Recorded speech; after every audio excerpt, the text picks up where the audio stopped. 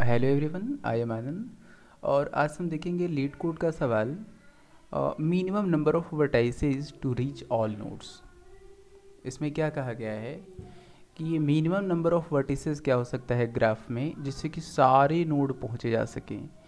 यानी कि we are given a directed acyclic graph. इसका मतलब कि हर जो एजेस है उसका डायरेक्शन फिक्स्ड है। ये एरो का साइन दिखा रहा है कि there is an edge from 0 to 1 and it's not from 1 to 0। So ये डायरेक्टेड है और ये भी गारंटेड है कि ये असाइक्लिक होगा, साइक्लिक नहीं होगा। यानी कि अगर हम 0 से 1 पर पहुंच रहे हैं तो देयर इज़ नो वे कि 1 से हम 0 पर पहुंच जाएं।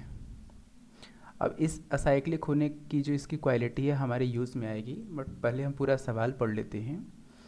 तो इस क्वेश्चन में क्या है कि इन वर्टाइसेस होंगे और कुछ एजेस होंगे। ये एजेस हमको दिए हुए हैं एक वेक्टर के फॉर्म में, जहाँ पर हर इंडेक्स पर एक एज का डिस्क्रिप्शन है and this is in format of an array vector which is showing that कि there is an edge from 0 to 1, from 0 to 2।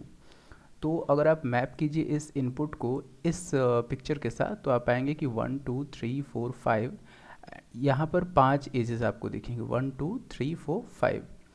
तो number of edges 6 and description of edges is given here, number of nodes sorry. So हमें क्या बताना है कि find the smallest set of vertices from which all nodes in the graph are reachable, and it's guaranteed that there will always be a unique solution for every given input, and order is not important. सो हमें क्या करना है कि इसमें minimum set of ऐसे nodes बताने हैं जिससे कि सारे नोड्स तक हम रीच कर सकें।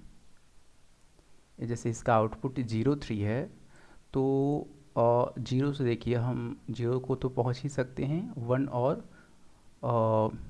2 को रीच कर सकते हैं, और 3 से हम 3 से 4, 4 से 2, 2 से 5, यानी 0 3 मेरे पास हो तो हम सबको घूम सकते हैं। क्या इससे कोई मिनिमम सेट हो सकता था, यानी सिर्फ 0? तो अगर सिर्फ 0 से हम देखें तो आप 0 से 1 जा सकते हो, 2 जा सकते हो, 2 से 5 जा सकते हो, बट 4 और 3 को रीच नहीं कर सकते। एक्चुअली इसमें एक ऑब्जर्वेशन है, इसको यूँ हम समझते हैं। जैसे देखिए, अगर किसी नोड की इन डिग्री 0 है, यानी कि there is no edge which is coming on that node, जैसे कि 0 0 की इन डिग्री 0 है, कोई भी ऐसा एज नहीं है दिखेगा जो कि इस पर आ रहा हो किसी और नोड से। तो जिसकी इन डिग्री 0 है उसको तो अपने सेट में मेरे को लेना ही होगा, क्योंकि वहाँ हम कहीं से नहीं पहुँच सकते। जैसे कि 3 का नोड जो है, इसकी इन डिग्री 0 है, इससे हम जा सकते हैं किसी और नोड पर, आ कहीं से नहीं सकते, इसलिए हमको इसे मिनिमम सेट में डालना होगा। ये एक पक्की बात है। दूसरा ऑब्जर्वेशन ये है कि अगर किसी नोड का इन डिग्री नॉन जीरो है, यानी वो कहीं ना कहीं से उस पर एक एज आ रहा तो फिर हम क्यों ना उस एक नोड के बजाय उस नोड को ले लें जिससे ये आ रहा हो सकता है कि वो भी नोड कहीं और से रीच किया जा सकता हो, तो फिर हम उसके सोर्स तक चले जाएंगे।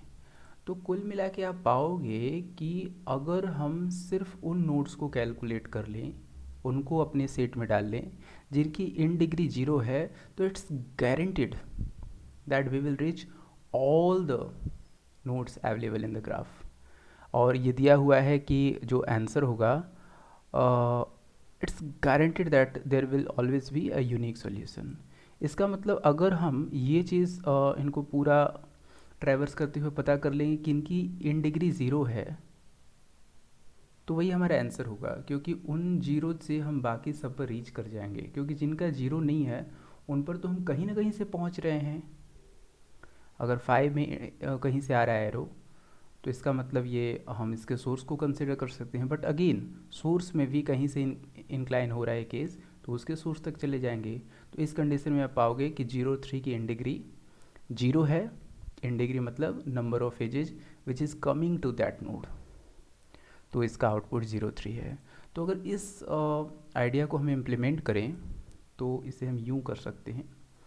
इसे हमने ऐसे इम्प्लीमेंट किया है कि डिग्री ऑफ नोड्स नाम का एक वेक्टर बना लेंगे इन साइज़ का, 0 से इनिशियलाइज कर देंगे, यानी कि जितने नोड्स थे सबकी हमने इन डिग्री 0 से इनिशियलाइज कर दी, और उसके बाद जितना हमको एज दिया हुआ है उस एज को हम ट्रैवर्स करेंगे, और उस एज का हर इंडेक्स पर एक एज है जो कि फर्स्ट इंडेक्स के वैल्यू से सेकंड इंडेक्स के वैल्यू पर इन डिग्री हो रही है, आ रही है, यानी कि यहाँ पर जो वैल्यू है उसकी एक इन डिग्री बढ़ गई, क्योंकि 0 1 एज ने 1 पर इंक्लाइन किया। तो इस तरीके से ये जो ये वेरिएबल है इसके दूसरे इंडेक्स की जो वैल्यू है वहाँ की इन डिग्री बढ़ जाएगी। तो पूरा हमने इस एज को वेक्टर को ट्रैवर्स करके सबकी इन डिग्री कैलकुलेट कर ली। तो अब जो है मेरे पास सबकी इन डिग्री है, तो इसको फिर से हम ट्रैवर्स करेंगे, और जिनकी जिनकी इन डिग्री 0 है, यानी कि वहाँ पर कोई एज नहीं आया है, उनको अपने रिजल्टेंट वेक्टर में हम स्टोर कर लेंगे, और इनका ऑर्डर मायने नहीं रखता, तो जाहिर सी बात है हम इसे यूं ही रिटर्न कर देंगे, and this should be correct. If I submit it will get accepted and it is getting accepted। ये चेंज होते रहता है, इससे हम रिलाई नहीं कर सकते कि ये कम है। अगर इसकी कॉम्प्लेक्सिटी हम देखना चाहें तो हम क्या कर रहे हैं कि एज को हम ट्रैवर्स कर रहे हैं, और वो हमको करना ही पड़ेगा। तो size of the edge which is here of the order of this, तो इस ऑर्डर में हम order of n, where n is the length number of the edges, एक बार हम ट्रैवर्स कर रहे हैं।